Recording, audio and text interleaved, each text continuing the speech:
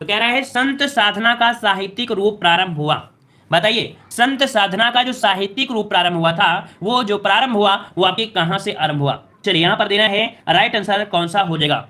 तो काफी लोग जवाब यहाँ पर ए आ रहे हैं काशी से, और कुछ लोगों के जवाब अभी तक कुछ नहीं आया। मतलब यहाँ पर याद रखिए, संत साधना का साहित्यिक रूप जो आपको प्रारंभ हुआ है, ये हुआ है कहां से? तो आपके पंढरपुर से। ठीक है, पंढरपुर मतलब देखा जाए ये पड़ता है आपके महाराष्ट्र में। कहां पड़ता है? महाराष्ट्र में। और कल भी हमने आपको बताया था कि जो आपका अधिकतर संत कवि हैं वो आपके महाराष्ट्र से हुए हैं। कहां से? महाराष्ट्र से हुए हैं। जो संत साधना का साहित्यिक रूप है वो महाराष्ट्र के आपके पंढरपुर से प्रारंभ हुआ है। इसका राइट आंसर आपका सी हो जाएगा। ठीक है, चलिए आते हैं अगले प्रश्न को। और प्रश्न आपसे पूछा गया है, कह रहा है कि ज्ञानाश्रयी शाखा के प्रमुख कवि आपके कौन से हैं?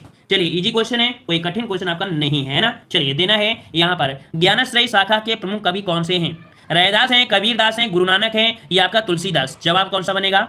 तो यहां पर जवाब आ रहे हैं ऑप्शन ए नंबर, और किसी का आपका बी आ रहा है। देखो हमने आपको बताया था कि आपके भक्ति काल दो शाखाओं में विभाजित किया गया था। एक था निर्गुण शाखा, दूसरा था सगुण। निर्गुण शाखा में ज्ञानाश्रयी और प्रेमाश्रयी का, सगुण शाखा में रामश्रयी कृष्णाश्रयी का हुआ था, है ना। तो इसका जो राइट आंसर आपका बनेगा बी नंबर, आपके कबीरदास। ठीक है, कौन आपके हैं? कबीरदास हैं, जो आपके ज्ञानाश्रयी शाखा के आपके अंतर्गत आपके आते हैं। अन्य कवि भी आपके हैं, जैसे नानक है, संत रविदास भी हैं, दादू दयाल भी हैं, मलुकदास, धर्मदास, ये आपकी इसी से हैं। ठीक है, चलिए आते हैं अगले प्रश्न को। प्रश्न आपसे अगला पूछा गया है, कह रहा आपसे यहाँ पर ज्ञानाश्रयी शाखा के कवि नहीं है। चलिए बताइए, 3 नंबर में अभी हमने आपको बताया कि ज्ञानाश्रयी शाखा में कबीरदास के साथ साथ अन्य और कौन थे? नानक भी थे, संत रैदास जिन्हें हम लोग रविदास बोलते हैं, दादू दयाल, मलुकदास, धर्मदास और सुंदरदास, ये सभी आपके हैं किसमें? तो आपके ज्ञानाश्रयी के। तो हमने किसका नाम नहीं लिया है? तो यहां पर हमने नाम नहीं लिया है किसका? अग्रदास का। तो याद रखिएगा कि जो अग्रदास है ये ज्ञानाश्रयी शाखा से संबंधित नहीं है। ठीक है, चलिए आते हैं अगले प्रश्न को। प्रश्न आपसे अगला पूछा गया है, कह रहा आपसे ज्ञानाश्रयी शाखा के प्रमुख संत कवि का नाम बताइए।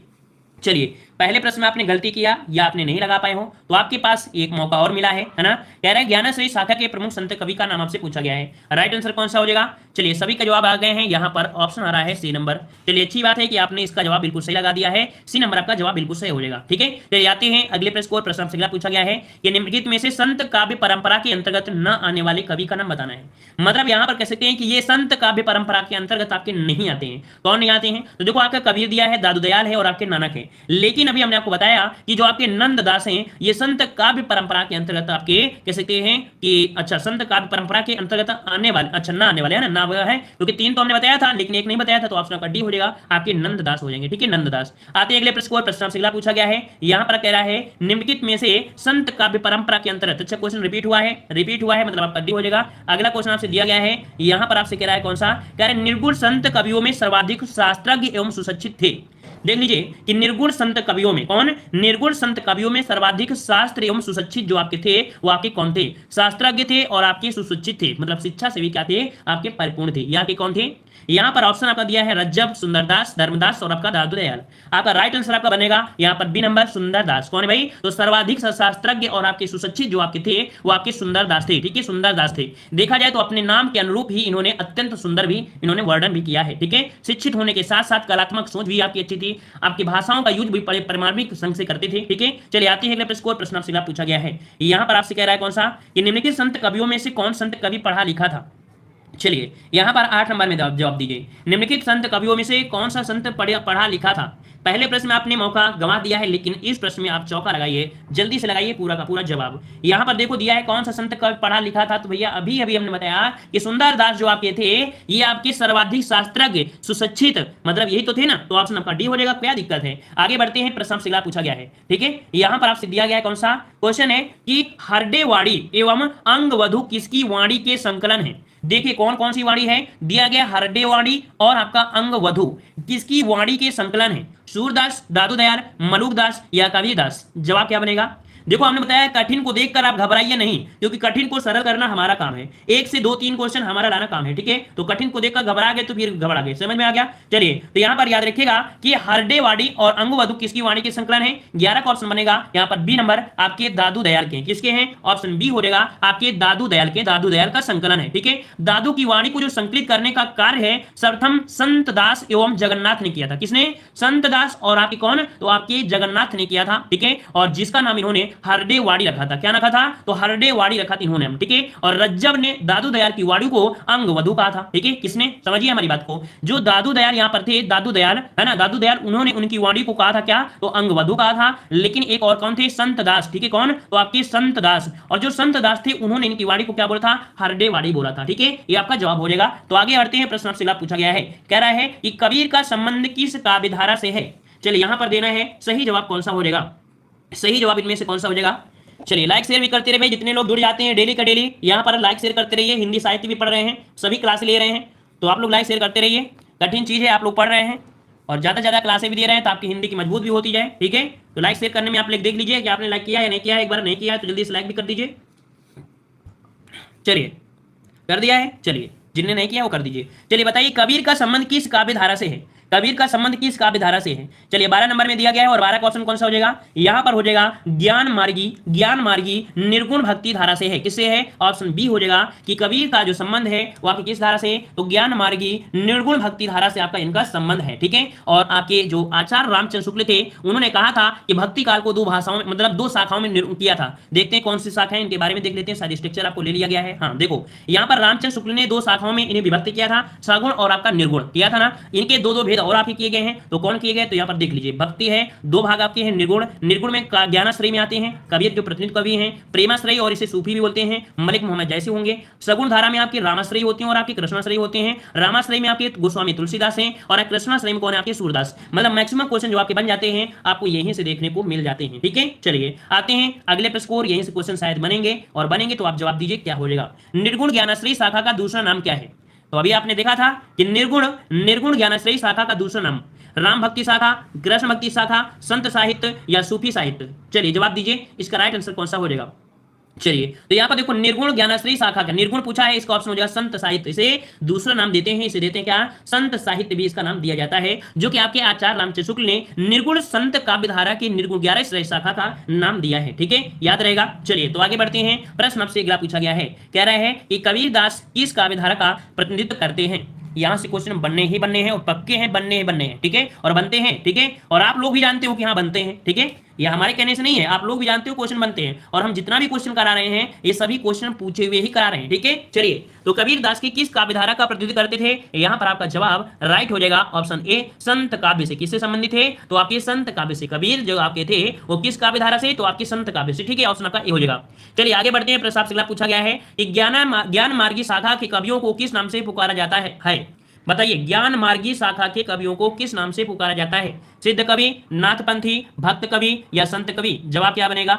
जवाब क्या हो जाएगा? तो याद रखिए ज्ञान मार्गी आपके संत है ना, ऑप्शन डी हो जाएगा, संत आपका हो जाएगा, ठीक है। चलिए कोई बात नहीं है, अभी तक आपको टफ लगा था, इस प्रश्न का जवाब आप दीजिए। यार संत काव्य का नाम किसने दिया है? अभी हमने बताया है, अभी तो हमने बताया है, डिस्क्राइब किया था, ये संत काव्य का जो नाम दिया है वो किसने दिया है। चलिए 16 नंबर में आचार्य रामचंद्र शुक्ल, राहुल सत्यनारायण या रामकुमार वर्मा या हरिजन सद्विधि। तो देखो यहाँ पर दिया है संत काव्य दिया है, संत काव्य धारा को यहाँ पर दिया है, तो आपका जवाब हो जाए कौन सा? यहाँ पर ऑप्शन आ रहा है बी नंबर और option C number, option A number आ रहा है, मतलब जवाब सबके यहाँ पर अलग अलग आ रहे हैं, क्या बात है। चलिए अच्छी बात है कि यहाँ पर संत काव्य नाम जो दिया था वो किसने दिया था? संत काव्य नाम दिया है वो आपके किसने दिया है? थोड़ा सा डाउट हो रहा है इस प्रश्न में कि रामकुमार वर्मा। अच्छा रामकुमार वर्मा, देखिए समझिए हमारी बात को, संत काव्य और एक नाम है संत काव्य धारा, ठीक है, एक नाम मिलेगा संत काव्य धारा। देखो दोनों में अंतर क्या हो गया? दोनों में अंतर ये हुआ कि अगर धारा लगा है तो आचार्य रामचंद्र शुक्ल बोलेंगे, अगर सिर्फ संत काव्य लगा है तो राम कुमार वर्मा बोलेंगे। समझ में आ गया? देखो क्या है, संत काव्य दिया है तो आपका हो जाएगा कौन? राम कुमार वर्मा, लेकिन अगर संत काव्य धारा लगा है तब कौन हो जाएंगे? आचार्य रामचंद्र शुक्ल होंगे। थोड़ी बारीकों में क्वेश्चन गलत हो जाते हैं, ठीक है, नोट करिएगा इस प्रश्न को अच्छी तरीके से, ठीक है, हाईलाइट कर लेना इस पॉइंट पर, किसमें? धारा पर फोकस करिए, धारा पर, ठीक है। चलिए आगे आते हैं, प्रश्न से अगला पूछा गया है, यहाँ पर कह रहा है निम्नलिखित विकल्पों में से जो संत काव्य की विशेषता नहीं है उसे आपको छांटना है। चलिए बताइए कि निम्नलिखित में से जो संत काव्य की विशेषता नहीं है उसे छांटना है। यहां पर जवाब क्या हो जाएगा?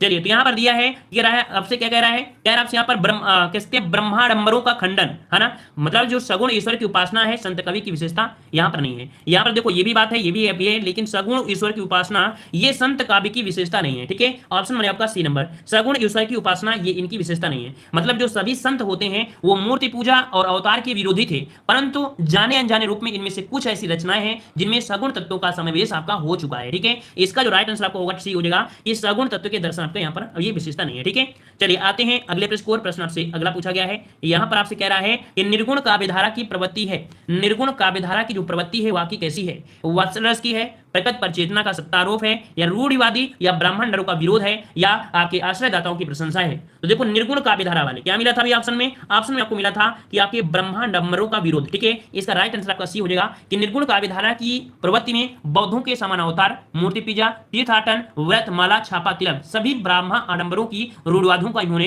क्या किया है? विरोध किया है। ठीक है, तो आपका जवाब हो जाएगा सी नंबर हो जाएगा। चलिए आते हैं अगले प्रश्न को। प्रश्न आपसे पूछा गया है, कह रहा है आचार्य रामचंद्र शुक्ल ने भक्ति काल के निम्नलिखित कवियों से सबसे कम महत्व प्रदान किया था, किसे प्रदान किया था? चलिए 19 नंबर में आचार्य रामचंद्र शुक्ल ने भक्ति काल के निम्नलिखित कवियों में से किसे सबसे कम महत्व प्रदान किया? तुलसी को, सूरदास को, कबीर को, या जयसी को? तो आपका राइट आंसर आपका बनेगा यहाँ पर सी नंबर, आपके कबीर को इन्होंने सबसे कम महत्व दिया है। ठीक है, ये पॉइंट आपको याद रखना है। ठीक है, मतलब देखा जाए कि आपके तुलसीदास, सूरदास, जयसी इन पर स्वतंत्र रूप से विस्तृत समीक्षा इन्होंने किया है, वहीं पर कबीर की जो समीक्षा किया है इन्होंने उनको योग्य नहीं समझा है। ठीक है, तो इस प्रकार आपका जवाब हो जाएगा। मतलब कहा जाता है कि कबीर का जो इतिहास है वो एक सीमित रहा है, इस कारण से आपका है। ठीक है, चलिए आते हैं अगले प्रश्न को। प्रश्न से अगला पूछा गया है, यहाँ पर आपसे कह रहा है कि रामचंद्र शुक्ल ने किस पर स्वतंत्र रूप से आलोचना नहीं लिखी है? चलिए 20 नंबर में एक गलती दूसरा आपके पास है। ठीक है, मतलब पहले आपने नहीं सही किया है, लेकिन अब दूसरे वाले को समझिए, क्वेश्चन को समझिए और आंसर लगाइए।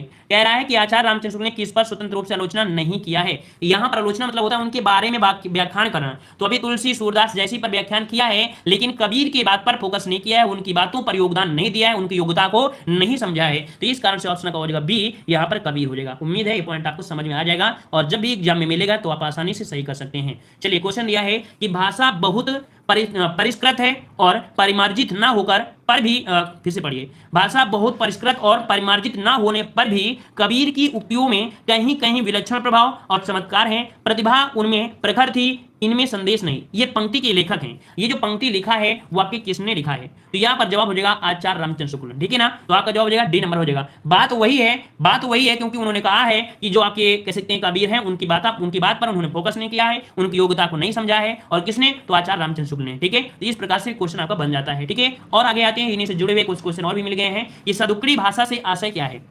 चलिए एमए पेपर में आप जैसे ही जाएंगे, एमए में आपको एक क्वेश्चन मिला होगा, क्वेश्चन भी आपसे पूछा जाता है डायरेक्ट, सदुक्कड़ी भाषा से आशय क्या है? वहां पर आपको 2 नंबर आपका क्वेश्चन होता है, 2 नंबर का क्वेश्चन होता है। ठीक है, सदुक्कड़ी भाषा से आशय क्या है? 2 नंबर होता है, छोटा सा क्वेश्चन होता है। तो आप बताइए सदुक्कड़ी आपका हो जाएगा क्या? चलिए यहाँ पर दिया है कि जिसमें कुटियों का प्रयोग हो, है ना, ये तो नहीं है। मतलब यहाँ पर दिया है जिनमें अनेक प्रांतीय भाषाओं, बोलियों के शब्दों का मिश्रण होता है। और आप देखते हैं कि जो आपके ये थे, है ना, इनकी भाषा क्या थी? पंचमेर खिचड़ी थी, सदुक्कड़ी थी, कई भाषाओं का ये प्रयोग करते थे। इस कारण से इन्हें वाणी का डिरेक्टर भी कहते थे, है ना। याद होगा, आपने पढ़ा होगा वाणी का डिरेक्टर किसे कहते हैं? कबीर को, है ना। सदुक्कड़ी भाषा, है ना, श्याम सुंदर दास ने बोला है इनकी भाषा को पंचमेल खिचड़ी कहा है ना। दोनों पॉइंट याद रखिए जो हम आपको बता रहे हैं। हमने बताया क्या? ये रामचंद्र शुक्ल ने कबीर की भाषा को सदुक्कड़ी कहा है, लेकिन श्याम सुंदर दास ने पंचमेल खिचड़ी भी कहा है। ठीक है, ये पॉइंट आपको याद रखना है। चलिए आते हैं अगले प्रश्न को। एक बहुत ही अच्छी यहाँ पर एक कहावत है, कह रहे हैं अजगर करे न चाकरी, पंछी करे न काम, दास मालुका कह गए सबके दाता राम। ये आपने पढ़ा होगा, है ना। तो यहाँ पर बताइए कि ये जो आपकी पंक्ति है वो किसके द्वारा है? चलिए, तो दास मालुका हमने बोला ना, तो आपका जवाब कौन सा हो जाएगा? 23 का ऑप्शन बनेगा यहाँ पर, ऑप्शन डी मालुका दास आपके हो जाएंगे। ठीक है, ये पूरी आपकी है, अजगर करे ना चाकरी, पंछी करे ना काम, दास मालुका कह गए सबके दाता राम। इस प्रकार से आपका जवाब बनता है। ठीक है, चलिए आते हैं अगले प्रश्न को। प्रश्न आपसे अगला पूछा गया है, मतलब ये बात जो कहा गई है किसके लिए कहा गई है? ये कहा गई जो निकम्मे लोग होते हैं, जो आलसी लोग होते हैं, उनके बारे में ये दोहा रचा गया है। ठीक है ना, जो बहुत निकम्मे होते हैं, किसी काम के नहीं होते हैं, वो अपनी लीला अपनी जीवन कहते हैं जो होगा भगवान देखेगा, हम तो आज सोएंगे, जो होगा तो देखा जाएगा, ऐसे निकम्मे लोगों के लिए है। ठीक है, चलिए आते हैं अगले प्रश्न को। प्रश्न आपसे अगला पूछा है कि रज्जब अली खां के गुरु थे, बताइए रज्जब अली खां के जो गुरु थे वो आपके कौन थे? चलिए, रज्जब अली खां के गुरु थे कौन? तो आपके दादू दयाल थे। ठीक है, ऑप्शन बी बनेगा दादू दयाल। ठीक है, रज्जब अली खां के गुरु कौन थे? दादू दयाल थे। देखा जाए दादू दयाल के और भी शिष्य थे, जैसे सुंदरदास, प्रागदास, जनगोपाल, जगजीवन, प्रभूति। ठीक है, इतने आपके थे। तो यहाँ पर जो आपका जवाब हो जाएगा आपका बी हो जाएगा। ठीक है, हाँ, देखा जाए तो इन सब में से एक और थे आपके रज्जब और सुंदरदास, ये महत्वपूर्ण थे। कौन? तो आपके सुंदरदास को और आपके रज्जब को ज्यादा से ज्यादा इन्होंने अपना शिष्य पर ज्यादा फोकस किया है। ठीक है, चलिए आते हैं अगले प्रश्न को। प्रश्न से पूछा है, हाँ, एक पॉइंट होता है कि एक भक्तमाल आपने नाम सुना होगा, सुना है कि नहीं सुना है? भक्तमाल सुना है? भक्तमाल, तो भक्तमाल में बताया गया है कि दादू के 52 शिष्यों को उल्लेख मिलता है। कितने? 52 शिष्य थे। भक्तमाल में बताया गया है कि दादू के 52 शिष्य थे, इतना उल्लेख मिलता है। ठीक है, चलिए आते हैं अगले प्रश्न को। प्रश्न आपसे अगला पूछा गया है, क्वेश्चन दिया गया है जो कि आप पर बताइए कि कबीर दास के गुरु कौन थे। अब देखते हैं इस प्रश्न का जवाब सही कौन सा दे सकता है। चलिए बताइए, सबसे होशियार बालक कौन है जो इस प्रश्न का जवाब दे सकता है कि कबीर दास के गुरु कौन थे। चलिए ऑप्शन आ रहे हैं 26 का ए, 26 का बी, 26 का सी, लेकिन जवाब यहां पर सही नहीं आ रहे हैं किसी का। यहां पर चाहे आप जवाब ए दो, चाहे बी दो, चाहे सी दो, चाहे डी दो, और आप सभी के जवाब यहां पर गलत हो जाएंगे। लेकिन यहां पर एक लोगों का जवाब आ चुका है, बबीता यादव ने जवाब दिया रामानंद। बहुत अच्छे, वेरी गुड। याद रखिएगा यहां पर कोई भी ऑप्शन यहां पर सही नहीं दिया गया है, क्योंकि कबीर दास के गुरु का नाम था रामानंद। क्या नाम था? रामानंद था। याद रखिएगा दोस्तों, ठीक है। ऐसा नहीं है कि हर एक क्वेश्चन जरूरी हो जाए आपका सही हो। जब एग्जामिनर क्वेश्चन गलत कर सकता है तो भी हमारी तो बात यहां पर है, हम तो आपको बताएंगे ही ना। चलिए आगे बढ़ते हैं, प्रश्न आपसे पूछा है। ठीक है, चलिए कबीर वाणी के डिटेक्टर थे या अभिमत किस आलोचक का है? ये बताइए कि कबीर वाणी के डिटेक्टर थे। ठीक है, इस पर भी क्वेश्चन एमए में बनता है कि बताइए कबीर वाणी के डिटेक्टर थे, इसका संक्षिप्त विवरण बताइए, या इसके बोते इसमें आपको यहाँ पर बताना है। तो छोटा सा प्रश्न होगा, 2 नंबर आपका क्वेश्चन बनता है एमए में। ठीक है ना, तो यहाँ पर बताइए कि ये जो आपके आलोचक है आपके कौन हो जाएंगे 28 नंबर में। आपका जवाब राइट हो जाएगा सी, आपके डॉक्टर हजारी प्रसाद द्विवेदी। ठीक है, डॉक्टर हजारी प्रसाद द्विवेदी ने कबीर वाणी के डिटेक्टर थे, इन्होंने कहा है। ठीक है, लेकिन अभी हमने 2 पॉइंट और बताया था। क्या बताया था? कि जो आचार्य रामचंद्र शुक्ल थे, आचार्य रामचंद्र शुक्ल ने, उन्होंने कहा था कबीर की भाषा कैसी है? सदुक्कड़ी है। कैसी है? सदुक्कड़ी बताया था। ठीक है, लेकिन वहीं पर हमने बताया था कौन? श्याम सुंदर दास। तो श्याम सुंदर दास ने पंचमेल खिचड़ी कहा था। लेकिन यहां पर आपके जो है डॉक्टर हजारी प्रसाद द्विवेदी, उन्होंने कबीर के बारे में बोला कि इनकी जो वाणी थी वह वाणी के डिटेक्टर थे। मतलब इतनी भाषा बोलते थे, इतनी भाषा बोलते थे, इन्हें एक वाणी का कह सकते हैं कि डिटेक्टर बोल लेते हैं। ठीक है, इस प्रकार से आपका सी हो जाएगा। चलिए आते हैं अगले प्रश्न को। प्रश्न अगला है कि आचार्य हजारी प्रसाद द्विवेदी ने वाणी का डिटेक्टर किसे कहा था? चलिए पहले प्रश्न में आप लोगों ने कोई मेहनत नहीं किया है, क्योंकि आपको नहीं आ रहा था। हमने मेहनत किया, हमने आपको जवाब दिया। लेकिन दूसरे प्रश्न में आप लोग सही जवाब दीजिए ताकि आपकी नाक बची रहे। चलिए अब आ गया है। चलिए 32 का ऑप्शन आपका आ चुका है, तो ये नंबर बिल्कुल सही है, कोई दिक्कत नहीं है। अगर आपने सही किया है तो बिल्कुल सही सवाल जवाब हो जाएगा आपका कबीरदास। ठीक है, चलिए आते हैं अगले प्रश्न को। प्रश्न आपसे अगला पूछा गया है, यहां पर क्या है कि कबीर ने जिस प्रकार एक निराकार ईश्वर के लिए भारतीय वेदांत का पल्ला पकड़ा, उसी प्रकार उस निराकार ईश्वर की भक्ति के लिए सूफियों का प्रेमत्व लिया और अपना निर्गुण धूमधाम से निकाला। यह कथन जो है वाकई किसका है? ठीक है, तो पता नहीं होगा, लेकिन कोई बात नहीं है, इसका ऑप्शन आपका डी बनेगा। ये जो शब्द कहा है वाकई आचार्य रामचंद्र शुक्ल ने कहा है कि कबीर ने जिस प्रकार एक निराकार ईश्वर के प्रति भारतीय वेदांत की पल्ला आपका पकड़ा है, उसी प्रकार निराकार ईश्वर की भक्ति के लिए सूफियों का प्रेमत्व किया है। ठीक है, ये कह सकते हैं जो शब्द दिया किसने? आपके आचार्य रामचंद्र शुक्ल ने आपका दिया है। ठीक है, याद रहेगा। चलिए तो बस आगे बढ़ते हैं। प्रश्न आपसे पूछा गया है, यहां पर आपका दिया गया कौन दिया गया है? तुम जिन जानो गीत है यो निज ब्रह्मा विचार। ये किसने कहा है? ये पंक्ति जैसे आप टेट में जाएंगे, सुपर टेट में जाएंगे, है ना, सुपर टेट में जाएंगे या सी टेट में जाएंगे, है ना, वहां पर जब आप एग्जाम में बैठोगे तब आपसे क्वेश्चन बनते हैं ऐसे कि ये पंक्ति किसने है। वहां से 2 क्वेश्चन बनते हैं। ठीक है, किसमें? सी टेट एग्जाम में। ठीक है, तो याद रखिएगा ये जो आपकी पंक्ति है कि जुम निज जानो गीत है यह निज ब्रह्मा विचार, ये जो पंक्ति दिया है किसने है? तो ये पंक्ति आपकी कबीर की है। किसकी है? कबीर की है। मतलब कबीर भावना की अनुभूति से युक्त होकर एक रहस्यवादी जीवन का संवेदनशील संघर्ष करने वाले व्यक्तियों के कहते हैं कि मर्यादा के साथ रक्षक कवि आपके हैं। ठीक है, तो इसका जवाब हो जाएगा कौन सा? ए हो जाएगा। ठीक है, याद रहेगा। चलिए मतलब देखा जाए इन्होंने समाज को उचित मार्ग पर लाने का प्रधान लक्ष्य इस माध्यम से कहा है। आते हैं अगले प्रश्न को। प्रश्न आपसे अगला है कि मसी कागज छुओ नहीं कलम गयो नहीं हाथ, किसके विषय में कहा गया है? चलिए ये भी आपका देखो कह सकते हैं कि आपके बीए फर्स्ट ईयर में ये सभी क्वेश्चन आपको मिलते हैं कि मसी कागज छुओ नहीं कलम गयो नहीं हाथ, ये विषय में जो कहा है किसने कहा है?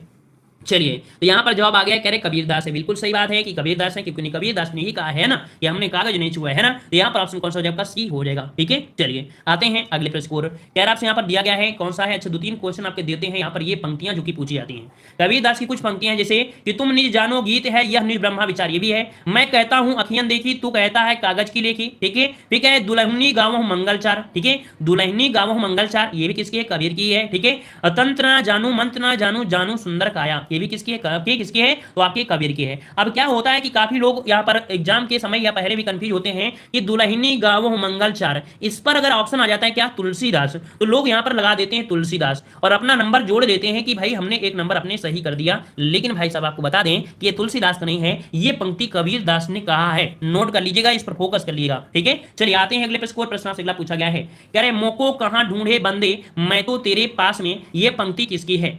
मोको कहाँ ढूंढे बंदे, मैं तो तेरे पास में पंक्ति किसकी है। जब हम आपको प्रैक्टिस सेट करवाते हैं तभी क्वेश्चन मिलता है, तो कहते हैं सर ये पंक्तियां कहां पर मिलेंगे, ये पंक्तियां यहीं पर मिलेंगी, साहित्य वाले टेस्ट में मिलेंगी। ठीक है, तो ये आपकी जो पॉइंट है वो किसका है, तो 36 का ऑप्शन बनेगा आपका बी नंबर। ये पंक्ति है कबीर दास की है, किसकी है, तो आपकी ये पंक्ति कबीर दास की है। इन्होंने कहा है कि ईश्वर स्वयं कहते हैं कि वे शरीर के भीतर निवास करते हैं, उन्हें केवल अपनी देह के भीतर खोजने की जरूरत है, इधर उधर खोजने की जरूरत नहीं है। बहुत लोग गंगा नहाने जाते हैं, बहुत लोग मंदिर जाते हैं, बहुत लोग कहीं जाते हैं, लेकिन ईश्वर कहां होता है, आपके हृदय में होता है, आपके अंदर होता है, उसे पहचानो क्योंकि वो आपके अंदर है, उसे खोजने का प्रयास करो, ये पंक्ति बोला गया है। ठीक है ना, समझ गए होंगे, ये कबीरदास ने कहा है। तो बस आगे बढ़ते हैं, प्रसाद से अगला पूछा है, कबीर की वाणी का संग्रह बीजक कहलाता है, इसके कितने भाग हैं। चलिए आपको पता है कि कबीर की जो वाणी है उसका संकलन है कहां पर है, बीजक में है। ठीक है ना, और बीजक को जो बोला गया है कितने भागों में डिवाइड किया गया है, तो हम कहेंगे कि आपका जवाब हो जाएगा बी, यहां पर 3 भागों में किया है। कौन कौन से किया है, जल्दी से कमेंट करिए, जल्दी से बताइए कि इसके 3 भाग कौन कौन से हैं। तो साखी शबद रामायणी है ना, साखी शबद रामायणी ये आपके हैं। और याद रखिएगा कि जो कबीरदास हैं, कौन आपकी जो कबीरदास हैं, कबीरदास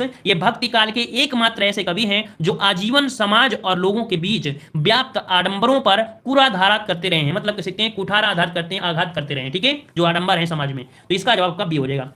चलिए बढ़ते हैं अगले प्रश्न को। प्रश्न आपसे अगला पूछा गया है, कह रहे संत कवि गुरु नानक देव का जन्म कहां हुआ था। चलिए यहां पर बताइए, यहां पर बताइए सही जवाब कौन सा हो जाएगा, इसका राइट आंसर देना है। ठीक है, पसंद आ रहा है तो लाइक शेयर करते रहिए, मुझे आप पर मत करिए। ठीक है, आप लोगों के लिए हम इतना करते रहते हैं, तो आप लोग इतना तो कर ही सकते हैं। ठीक है, ये तो आपका फर्ज होता है। चलिए बताइए, संत कवि गुरु नानक देव का जन्म कहां हुआ था, और जवाब सभी का आ गया है। कह रहे हैं इसका राइट आंसर आपका बनेगा तलवंडी। अच्छी बात है कि आपने जवाब बिल्कुल सही दिया है, और आपका राइट आंसर आपका हो जाएगा तलवंडी, है ना, गुरु नानक देव। अच्छा, ये तलवंडी कहां पड़ता है, तलवंडी कहां है वर्तमान में, तलवंडी कहां है, कोई बताएगा। अच्छा, लाहौर में है। याद रखिए तलवंडी कहां पड़ता है, तो आपकी लाहौर है, लाहौर, और लाहौर के ही निकट आपका पड़ता है भाई। ठीक है, क्या पड़ता है, राई भाई, वहां एक तलवंडी ग्राम है, वहां पर है। ठीक है, याद रहेगा। अच्छा, कब हुआ था, तो इनका जो समय है वो 1469, कितना, इतने से स्टार्ट होते हैं और आके 1538 तक इनका रहता है जीवन यापन। ठीक है, इतना इस तरह के समय रहते हैं। एक क्वेश्चन बनता है कि ये जो आपका वर्तमान में नाम है तलवंडी, इसका वर्तमान नाम क्या है, ये क्वेश्चन बनता है क्वेश्चन भाई। इनका जो वर्तमान नाम है क्या बोलते हैं, ननकाना साहब, है ना, क्या बोलते हैं, ननकाना साहब के नाम से जानते हैं, ननकाना साहब के नाम से जाना जाता है। अगर हम आपसे बात करें कि जो माता, इनके जो पिता थे, उनका नाम क्या था, तो कालूचंद था। याद रखिए गुरु नानक के पिता का नाम था कालूचंद। क्वेश्चन जितने भी बोल रहे हैं सभी क्वेश्चन आपके बनते हैं एग्जामों में। ठीक है, इनकी माता की नाम बात करें तो इनकी माता का नाम था तृप्ता। क्या था, तृप्ता नाम था, इनकी माता का नाम तृप्ता था। अगर हम बात करें इनकी पत्नी का नाम, तो इनकी पत्नी का नाम था सुलक्षणी। क्या नाम था, गुरु नानक के पत्नी का नाम था सुलक्षणी। क्या नाम था भाई, सुलक्षणी नाम था। ठीक है, और पुत्रों में एक थे नीकचंद और आपके एक थे लक्ष्मीचंद थे। ठीक है, बस आगे बढ़ते हैं, बहुत ज्यादा हो गया। चलिए पूरा रामलीला हमने बता दिया एक ही क्वेश्चन में। अगला बताइए, चलिए अगला आपका स्टार्ट हो चुका है, सूफी काव्य धारा में हम लोग पहुंच चुके हैं। ठीक है, सूफी काव्य धारा में हम लोग पहुंच चुके हैं और काफी आप लोगों ने सहायता किया है, मतलब लगातार आप लोगों को कंटिन्यू रहना है इसी प्रकार से। ठीक है, तभी आप सीखेंगे और 100% आप तोड़ कराओगे। ठीक है, चलिए सूफी काव्य में दिया है कि हिंदी का प्रथम सूफी कवि कौन सा है। देखो, जो लोग पहली बार आए हैं सब्सक्राइब जरूर करिएगा, और जितने भी हमने क्रम से बनाया है, प्लेलिस्ट बना दिया है, तो आप यहाँ पर कह सकते हैं बिल्कुल डेट वाइज है, 26, 27, 28, 29, 30, बिल्कुल क्रम से आप देख लीजिएगा, बिल्कुल क्रम से बताया है, बिल्कुल स्टार्टिंग से। ठीक है, अब हम लोग कहाँ पहुंच गए हैं, सूफी काव्य में पहुंच गए हैं। अभी बताइए हिंदी का प्रथम सूफी कवि है वो आपका कौन सा है, मुल्ला दाऊद है, जैसी है, मुल्ला वजी है, या आपका कुतुबुन है। जवाब यहाँ पर आ रहा है, कह रहे हैं ऑप्शन बी होगा, और किसी का ऑप्शन कह रहे हैं आपका, यहाँ पर कह रहे हैं आपका ए होगा। याद रखिए हिंदी काव्य का प्रथम सूफी कवि पूछा है, और सूफी कवि जो आपके हैं वो आपके कौन हो जाएंगे, मुल्ला दाऊद होंगे। कौन होंगे भाई, मुल्ला दाऊद हैं। इसका राइट आंसर आपका बनेगा यहाँ पर कौन सा, ए नंबर, मुल्ला दाऊद हो जाएगा। फिर भी आपको बता दें अधिकतर विद्वान क्या है, अधिकतर विद्वान इनमें मतभेद हैं, है ना, मतभेद हैं। उन्होंने कहा है कि मुल्ला दाऊद जो आपकी एक रचना है उनकी चंद्रायन। ठीक है, मुल्ला दाऊद की एक रचना है चंद्रायन है, तो चंद्रायन जो कि हिंदी का प्रथम सूफी प्रेम काव्य है, इनमें जो नायक है उसके बारे में हमसे बोला गया है। ठीक है ना, और कह सकते हैं कि इसी आधार पर कहा जाता है कि जो मुल्ला दाऊद है इन्हें हिंदी का प्रथम सूफी कवि माना गया है। ठीक है, जो कि आपके देखा जाए कि इनकी जो आपकी रचना है कौन सी है, आपकी चंद्रायन, जो कि आपकी सूफी अवधी भाषा में, कैसी है, अवधी भाषा में। ठीक है, अवधी भाषा में है। चलिए आते हैं अगले प्रश्न को। प्रश्न आपसे अगला पूछा है, यहाँ पर कह रहे सूफी काव्य पद्धति का अंतिम ग्रंथ कौन सा है, सूफी काव्य पद्धति का अंतिम ग्रंथ कौन सा है। चलिए 2 नंबर में दीजिए कि सूफी काव्य पद्धति का अंतिम ग्रंथ कौन सा है, और ये अंतिम कौन सा है, तो आपका यूसुफ जुलेखा है। कौन है, यूसुफ जुलेखा है। क्या बात है, काफी लोग तुक्का मार के जिंदा हो गए। यहां पर ऑप्शन आपका हो जाएगा यूसुफ जुलेखा। यूसुफ जुलेखा ये अंतिम है। अच्छा, इसकी रचना कब हुई थी, तो इसकी रचना हुई थी 1790 में। कब हुई थी, तो आपकी 1790 में आपकी हुई थी। ठीक है, नवाब शेख निखार ने की थी। किसने, तो नवाब शेख निखार, लिखिएगा नोट करिएगा, नवाब शेख निखार। ठीक है, शेख निखार ये थे, इनको इन्होंने रचना किया था। ठीक है, चलिए आते हैं अगले प्रश्न को। प्रश्न से अगला पूछा गया है, कह रहा है सूफी प्रेमाख्यानक रचनाओं की भाषा कौन सी है।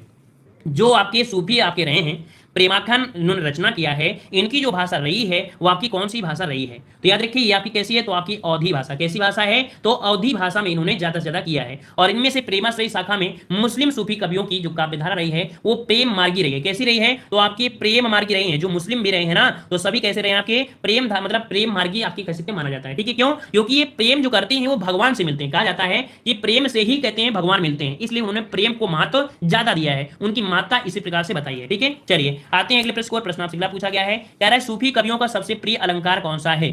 सूफी कवियों का प्रसिद्ध अलंकार इनमें से कौन सा हो जाएगा? चलिए 4 नंबर आपको देना है। 4 नंबर क्या हो जाएगा? सूफी कवियों का सबसे प्रिय अलंकार कौन सा है? तो याद रखिएगा इसका जवाब है ऑप्शन राइट बी हो जाएगा, समासूक्ति। देखिए काफी लोगों का भी चुका है कि समासूक्ति जो सूफी कवि है इनका सबसे प्रसिद्ध जो अलंकार है वो आपका कौन सा है? समासूक्त अलंकार है। वैसे देखा जाए तो इनके अलंकारों में इनके जो आपकी युक्तियां हैं उनमें से आपको अन्य अलंकार समासूक्ति मिलता है, रूपक मिलता है, प्रतीक मिलता है, उपमा मिलता है, उत्प्रेक्षा भी मिलता है, अतियोग भी होता है। लेकिन यहाँ पर देखा जाए जो मैक्सिमम आपका होता है समासूक्ति होता है। ठीक है, तो ऑप्शन आपका बी हो जाएगा। चलिए आगे बढ़ते हैं। प्रश्न आपसे पूछा गया है, कह रहा है इनमें से सूफी काव्यधारा के कवि कौन? चलिए जवाब यहाँ पर आ चुका है, कह रहे हैं ऑप्शन बनेगा यहाँ पर आपका सी नंबर। तो बिल्कुल अच्छी बात है कि आपका जवाब बिल्कुल सही है, नाभादास। नाभादास ये सूफी काव्यधारा के आपके कवि नहीं है। अगर हम आपसे बात करें कि जो आपके नाभादास हैं वो कैसे हैं, तो आपके कैसे थे? सिख संत थे, है ना? कैसे थे? सिख संत थे। ठीक है, इस कारण से ऑप्शन यहाँ पर आपका सी सही हो जाएगा। ठीक है, चलिए आते अगले प्रश्न को। प्रश्न आपसे पूछा गया है, यहाँ पर आपसे कह रहा है कि प्रेम मार्गीय कवि नहीं है। प्रेम मार्गी कवि नहीं है। हमने कल की क्लास में ऐसे क्वेश्चन को बहुत ज्यादा कराए थे, है ना? तो प्रेम मार्गी कवि आपके कौन से नहीं है?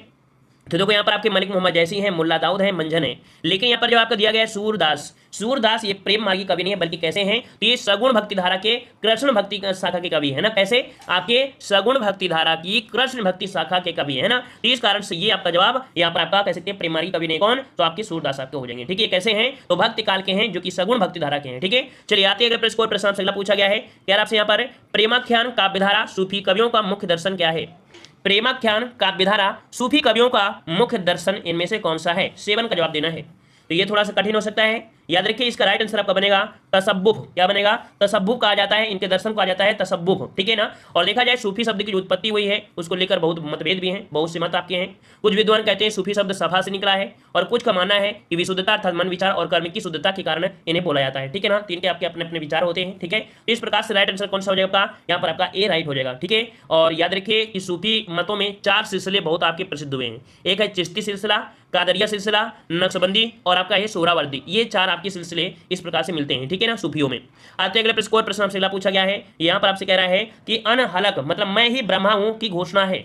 मैं ही ब्रह्मा हूं, और मैं ही ब्रह्मा क्या बोलते हैं? अनलाहक, अनलाहक। और ये जो कहा है आपके मंसूर ने। ठीक है, किसने? तो आपके मंसूर। अनहलक मतलब मैं ही ब्रह्मा हूं, ये मंसूर की घोषणा है, मंसूर की घोषणा है। मंसूर अलहाज नामक एक सूफी संत है, उनका आपका है। ठीक है, तो इस प्रकार से आपका हो जाएगा। ठीक है, चलिए आते हैं अगले प्रश्न आपसे अगला पूछा गया है। थोड़ा सा कठिन क्वेश्चन आपके हैं, घबराइएगा नहीं, जब देखेंगे रेगुलर रहेंगे तो आपको सरल लगने लगेंगे। ठीक है ना। चलिए बताइए कि आचार्य रामचंद्र शुक्ल ने प्रेमाख्यान परंपरा का हिंदी में प्रवर्तन प्रथम कवि किसे माना है?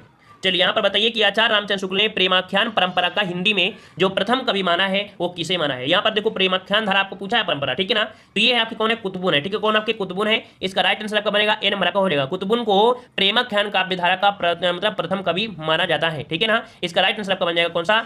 ए नंबर आपका सही हो जाएगा। ठीक है, और अगले प्रश्न आते हैं। प्रश्न आपसे अगला पूछा गया है, यहाँ पर कहा है देखो इनसे जुड़े कुछ पॉइंट आपके हैं। ये भक्तरकालीन की प्रेमाख्यान धारा के ग्रंथ में आपके मृगावती का नाम आता है, पद्मावत का भी आता है, मधुमालती चित्रावली और आपके रतनसार आपके इनका स्थान मिलता है। ठीक है, किसमें? भक्तिकालीन प्रेमाख्यान धारा के तहत। ठीक है, वहीं पर देख सकते हैं डॉक्टर हजारी प्रसाद द्विवेदी ने ईश्वरदास की सत्यवती कथा को प्रेमाख्यान परंपरा का प्रथम ग्रंथ माना है। ठीक है, अगर क्वेश्चन पूछे कि आपके सत्यवती कथा को मतलब प्रेमाख्यान परंपरा का प्रथम ग्रंथ किसने माना है? तो डॉक्टर हजारी प्रसाद द्विवेदी ने माना है। वहीं पर आप देख सकते हैं कि डॉक्टर रामकुमार वर्मा ने मुल्ला दाऊद के चंद्रायन को इस परंपरा का प्रथम प्रवर्तक माना है। ठीक है, इस परंपरा का प्रवर्तक माना है। ठीक है, तो ये भी क्वेश्चन आपको दोनों पॉइंट आपको याद रख लेना है भक्ति काल में।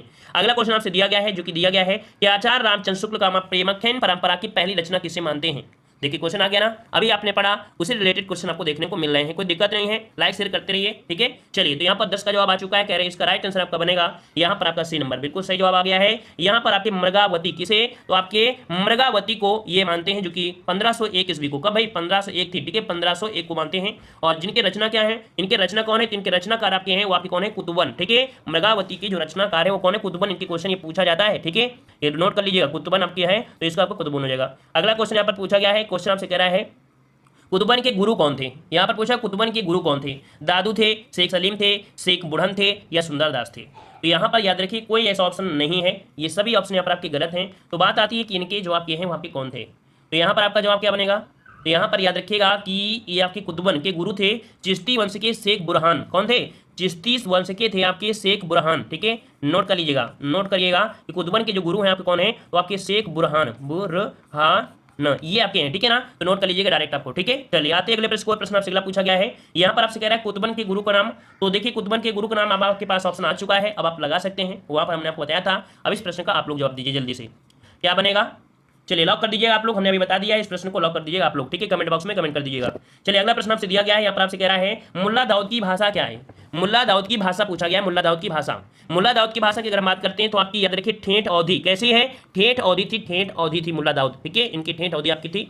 और इनकी कृतियों में देखा जाए बैसवाड़ी है ना, कौन सी एक आती है? बैसवाड़ी, बैसवाड़ी बोल देते हैं, बैसवाड़ी, बैसवाड़ी, बैसवाड़ी अवधि का प्रभाव स्पष्ट देखने को मिलता है। ठीक है ना, अगर आपको मिले तो बैसवाड़ी अवधि का प्रयोग ज्यादा देखने को मिलता है। ठीक है ना, चलिए आते हैं अगले कोई प्रश्न आपसे अगला पूछा गया है। यहाँ पर कह रहा है सूफी मत में वर्णित साधक की 4 अवस्थाओं शरीयत, तरीकत, मरिफत और हकीकत की भारतीय भक्ति मार्ग के साथ ही सही क्रम में आपको बताना है। मतलब इनका जो दिया गया है वह किस उद्देश्य से सही क्रम से पूछा गया है।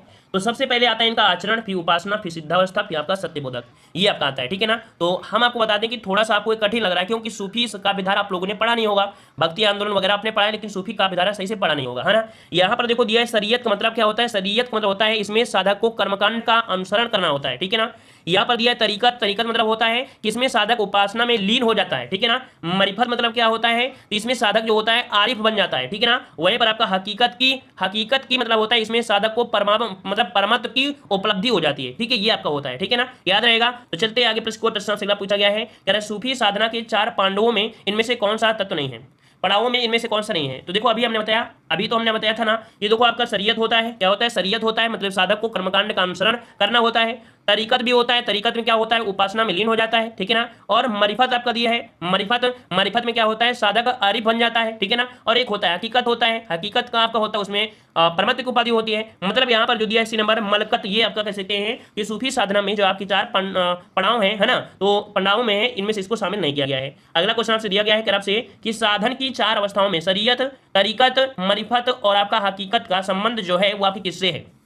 चलिए बताइए। देखो कोई भी चीज कठिन हो, जब तक आप पढ़ेंगे नहीं तब तक वो सरल रख सकती नहीं है। और हमने आपको बताया है भाषा जो होती है वो हमेशा कठिन से सरल की ओर चलती है, क्योंकि जब चीज आप पढ़ोगे नहीं कठिन होगी, लेकिन जब वो आप पढ़ोगे तो वो चीज सरल लगेगी, है ना। लेकिन पहले से अगर आप दम अपनी तोड़ दिया, अपना हिम्मत तोड़ दिया, तो फिर कैसे अपनी मंजिल पा सकते हो? अपनी मंजिल को पाने के लिए हौसलों से लड़ना पड़ेगा, कठिन कठिन पहाड़ों से लड़ना पड़ेगा। पहाड़ों को मतलब आपकी किताबों को पढ़ना होगा सब प्रकार से, ठीक है, तभी आप अपनी मंजिल को पा सकते हो। ठीक है, चलिए बताइए। यहाँ पर दिया गया है तो आपका 16 का ऑप्शन कौन हो जाएगा? बी नंबर, सूफी साधना से। ठीक है, अगला क्वेश्चन आपसे दिया गया है कि आपसे जायसी किस धारा के कवि हैं? ये तो क्वेश्चन आपसे हमेशा पूछा जाता है कि जायसी किस धारा के कवि हैं, किस धारा के कवि हैं। तो यहाँ पर जवाब देना है और आपका जवाब हो जाएगा प्रेमक खान। कैसे हैं? तो प्रेमक खान काव्य धारा के आपके जायसी आपकी कवि है। ठीक है, जायसी। ठीक है, और यहाँ पर और ये भी क्या है? ये भी सूफी संत के इस्लाम का प्रचार कहा जाता है। ठीक है, चलिए आते अगले प्रश्न आपसे अगला पूछा गया है। यहाँ पर आपसे कह रहा है कि सूफी मुक्तक काव्य का प्रथम रचयिता इनमें से कौन सा कवि था? सूफी मुक्तक काव्य का प्रथम रचयिता इनमें से कौन सा कवि था? 19 का ऑप्शन जो बनेगा वो आपका बन जाएगा बी, अमीर खुसरो था। ठीक है ना, सूफी मुक्तक काव्य प्रथम रचयिता कौन है? तो आपके अमीर खुसरो को कहा जाता है। ठीक है, किसे? अमीर खुसरो आपको कहा गया है। ठीक है ना, मुक्तक शैली में कुछ आपको रचनाएं देखने को मिलते हैं, अमीर खुसरो का नाम सबसे पहले आता है।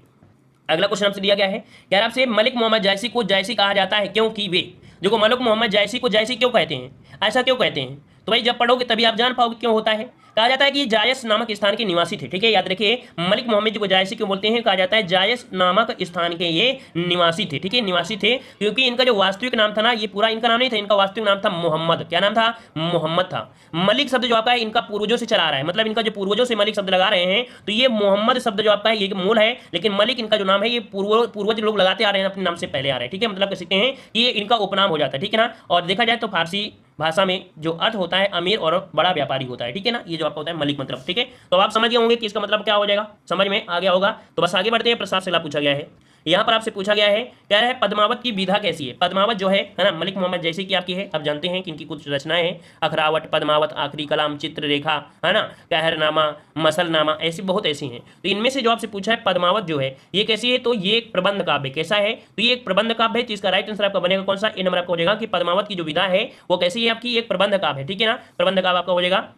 और आते हैं अगले प्रश्न को। प्रश्न आपसे अगला पूछा गया है, यहाँ पर आपसे कह रहा है कौन सा, कह रहा है कहरनामा किसकी रचना है। तो अभी देखो हमने बताया कहरनामा, चित्ररेखा, है ना, मसलनामा, पद्मावत, अखरावट, आखिरी कलाम, चित्ररेखा, ये सभी किसके हैं, तो आपके किसके हैं, जायसी के हैं। तो ऑप्शन कौन हो जाएगा, डी नंबर आपका हो जाएगा। अगला क्वेश्चन आपसे पूछा गया है, यहाँ पर आपसे कह रहा है कि कयामत का वर्णन जायसी द्वारा रचित काव्य में हुआ। कयामत का वर्णन जायसी द्वारा रचित काव्य में हुआ। तो ये बताइए कयामत का वर्णन जायसी द्वारा रचित काव्य में किस काव्य में दिया गया है।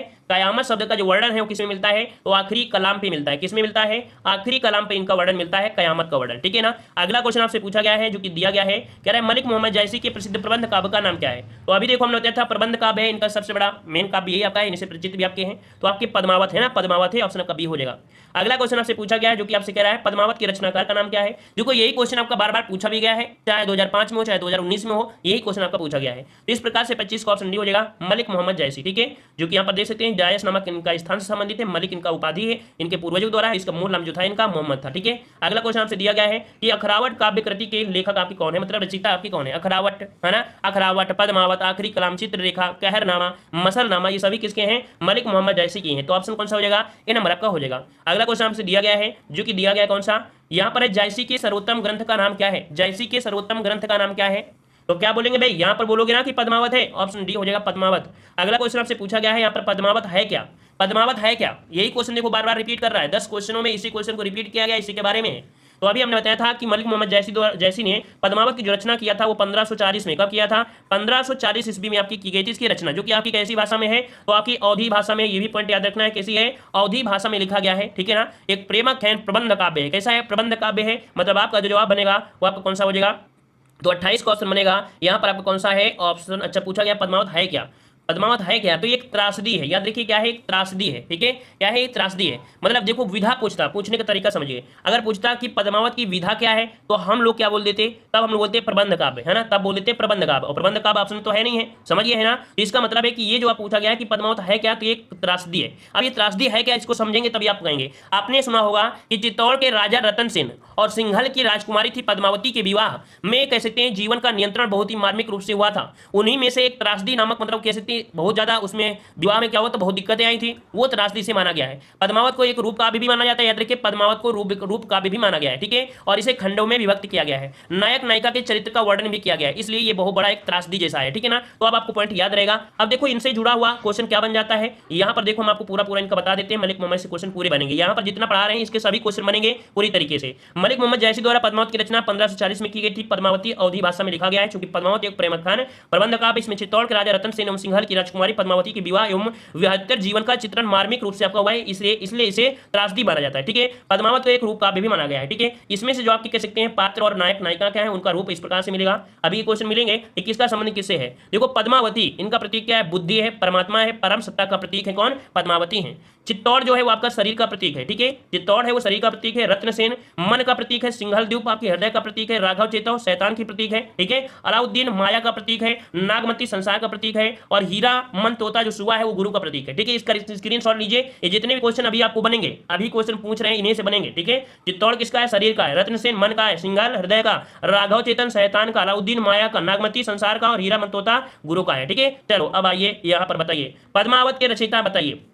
पद्मावत के रचयिता मलिक मोहम्मद जायसी, जो कि आपका जवाब बी हो जाएगा। अगला क्वेश्चन आपसे दिया गया है कि आपसे यहाँ पर पद्मावत किस भाषा में लिखा गया है। पद्मावत किस भाषा में लिखा गया है, तो भाई पद्मावत जो लिखा गया है वो किस भाषा में, तो आपका जवाब बनेगा ए नंबर, आपकी अवधी भाषा में लिखा गया है। ठीक है, अवधी भाषा में। अगला क्वेश्चन आपसे पूछा गया है पद्मावत के अनुच्छेदों का नाम है। पद्मावत के अनुच्छेदों का नाम है, मतलब कह सकते हैं कि इसको जो रखा गया है किसमें, खंड में रखा गया है। पद्मावत किस में रखा गया है, खंड में रखा गया है। याद रखिए खंड का में, तो याद रखिए इसका राइट आंसर आपका सी हो जाएगा, खंड है। ठीक है, सर्ग मत बोलिएगा। ठीक है, इस प्रकार से ऑप्शन आपका सी हो जाएगा। अगला क्वेश्चन आपसे पूछा गया क्या कह रहा है आपसे यहाँ पर, कह रहा है पद्मावत में रत्नसेन किसका प्रतीक है। पद्मावत में रत्नसेन जो आपका है वो प्रतीक किसका है, तो ये मन का प्रतीक है। देखो अभी बताया था कि नहीं बताया था, हमने कहा था, याद कर लीजिए, पद्मावत में रत्नसेन किसका प्रतीक है, तो आपके मन का प्रतीक है। ठीक है, अगर हम आपसे बोले अगले क्वेश्चन की तरफ, कह रहा आपसे कि पद्मावत में मन का प्रतीक कौन सा है, मन का प्रतीक कौन सा है, तो आप क्या बोलोगे कि राजा रत्नसेन आपके हैं। ठीक है, आप तो याद रहेगा ना, मन का प्रतीक राजा रत्नसेन। अगला क्वेश्चन आपसे पूछा गया है जो कि यहाँ पर आपसे कह रहा है कि पद्मावत में पद्मिनी प्रतीक किसका है, बताइए पद्मिनी जो आपकी है किसकी है, साधक का है, शैतान की है, परम सत्ता की है, प्रकट की है, तो परम सत्ता की है। किसकी है, परम सत्ता की है, ऑप्शन आपका सी बन जाएगा। अगला क्वेश्चन आपसे पूछा गया है, अगला क्वेश्चन आपसे पूछा गया है जो कि कह रहा है आपसे यहाँ पर कि पद्मावत में गुरु का प्रतीक कौन है, पद्मावत में गुरु का प्रतीक कौन है। चलिए यहाँ पर देना है 36 नंबर में, अगर आपने सही से पढ़ा है तो आप जरूर देंगे। यहाँ पर है गुरु का जो प्रतीक है, गुरु का जो प्रतीक है वो कौन सा हो जाएगा, सुआ हो जाएगा। क्या हो जाएगा, सुआ हो जाएगा। मतलब कह सकते हैं गुरु का प्रतीक, जिसे हम लोग बोलते हैं हीरामन तोता, है ना, गुरु का प्रतीक है। अगला क्वेश्चन आपसे पूछा गया है जो कि दिया गया है, राघव चेतन इनमें से किस सूफी काव्य का पात्र है, राघव चेतन इनमें से किस सूफी काव्य का कह सकते हैं पात्र है ना, तो वही किसी में है, पात्र किस में, तो पद्मावत में ही तो बोला गया है कि और किस में बोला गया है, पद्मावत में बोला गया है। अगला क्वेश्चन आपसे पूछा गया है जो कि आपसे कह रहा है पद्मावत के रत्नसेन की पत्नी का नाम क्या है, पद्मावत के रत्नसेन की पत्नी का नाम क्या है। चलिए यहाँ पर देना है और आपका जवाब क्या बनेगा, यहाँ पर ऑप्शन आपका हो जाएगा 38 नंबर में बी, कि पद्मावत की रत्नसेन का पत्नी का नाम क्या है, नागमती है। क्या भाई, नागमती था, नागमती था। ठीक है ना। और यहाँ पर आते हैं अगले प्रश्न को, प्रश्न आपसे अगला पूछा गया है, कह रहा है इनमें से कौन सी कृति जैसी की अक्षय कीर्ति के आधार पर रची गई है, इनमें से कौन सी कृति जैसी की अक्षय कीर्ति के आधार पर रची गई है, और ये रची गई है आपकी पद्मावत। ठीक है, कुल मिला के जितने भी क्वेश्चन बन रहे हैं सभी कहाँ से बन रहे हैं, पद्मावत में बन रहे हैं। तो आप लोग पद्मावत पढ़ लीजिएगा, है ना, एमए वाली बुक उठाइएगा, उसमें पढ़ लीजिए, सब लिखा है पूरी तरीके से एमए वाले में। ठीक है, लेकिन होगी किसके पास, सब नकल में छोड़ आते होंगे। चलिए बताइए पद्मावत को समासोक्त किसने कहा है, पद्मावत को समासोक्त किसने कहा है, पद्मावत को समासोक्त किसने कहा है, तो 40 का ऑप्शन भी बन जाएगा, आचार्य रामचंद्र शुक्ल ने कहा है। ठीक है, पद्मावत है क्या, एक समासोक्ति है, समासोक्ति है, ऑप्शन बने आपका बी नंबर, आचार्य रामचंद्र शुक्ल आपका हो जाएगा। ठीक है, इनके अनुसार ये आपको बोला गया है कि पद्मावत का जो प्रेम है लौकिक है, कथा जो आपकी वो समासोक्ति है। ठीक है ना, और यह भी कहना ठीक है कि पद्मावत का पूर्व राग असंगत है। ठीक है, चलिए आते हैं अगले प्रश्न को, प्रश्न आपसे पूछा गया है, यहाँ पर दिया है इनमें से कौन सा कथन पद्मावत के बारे में सही नहीं है, कि इनमें से प्रेम के लोकधर्मी स्वरूप का चित्रण हुआ है। अच्छी बात है, प्रेम का तो बात हुई है ना। अगला है दोहा चौपाई की शैली अपनाई गई है। ठीक है, ये भी आपका सही है। यह भारतीय लोक कथा पर आधारित प्रबंध काव्य, ये भी सही है। पद्मावत की काव्य शैली प्रौढ़ और गंभीर आपकी नहीं है, यहाँ पर कह रहा है प्रौढ़ और गंभीर नहीं है, तो भाई नहीं शब्द लगाने की जरूरत यहाँ पर नहीं था। ठीक है, हाँ याद रखिए पद्मावत जो आपको बांटा के कितने खंडों में, तो आपकी 57 खंडों में विभक्त किया गया, जो कि अवधि का श्रेष्ठ काव्य प्रबंध है। ठीक है ना, तो इस प्रकार से आपका जवाब बनेगा कौन सा, डी नंबर आपका हो जाएगा। ठीक है, याद रहेगा। अच्छा चलते हैं अगले। अच्छा ये शैली कौन सी है, शैली देखो अभी मैंने बताया कौन सी शैली थी आपकी, तो आपकी ये शैली थी समासोक्ति शैली। कैसी थी, समासोक्ति शैली थी। ठीक है, चलिए आते हैं अगले प्रश्न को, प्रश्न आपसे अगला पूछा गया है जो दिया गया है, कह रहे हैं छार उठाए लीन एक मुट्ठी दीन उड़ाई पृथ्वी झूठी, यह पंक्ति किस ग्रंथ से ली गई है। तो भाई जब सब कुछ आ रहा है तो तुक्का ही मान लीजिए, क्या दिक्कत है ना, पद्मावत से ली गई है बस। अगला क्वेश्चन आपसे पूछा गया है आपसे यहाँ पर, निम्नलिखित में से किस कवि ने सिर्फ अवधि भाषा में ही रचना की है। कितना प्यारा प्रश्न आपका है ना, किस कवि ने सिर्फ अवधि भाषा में ही रचना की है, तो ये अवधि भाषा में रचना किया है, ठेठ अवधि भाषा में बताया था कि आपकी जैसी की भाषा ठेठ अवधि है ना, पूर्वी हिंदी के अंदर देखा जाए तो जैसी ने अपनी रचनाएं अवधि भाषा में ही किया है। ठीक है ना, और ये आपके हैं कैसे, तो भक्ति काल के निर्गुण प्रेमाश्रयी शाखा के आपके कवि हैं कौन, जयसी। ठीक है, आते हैं अगला प्रश्न में आ गए हम लोग, कहाँ पर राम भक्ति काव्य में आ गए, कहाँ पर आ गए हैं, राम भक्ति काव्य में आ गए हैं। और क्वेश्चन दिया है कि स्वामी अग्रदास किस काव्य धारा के कवि हैं। ठीक है, इस प्रश्न का जवाब आपको कमेंट बॉक्स में कमेंट करना है।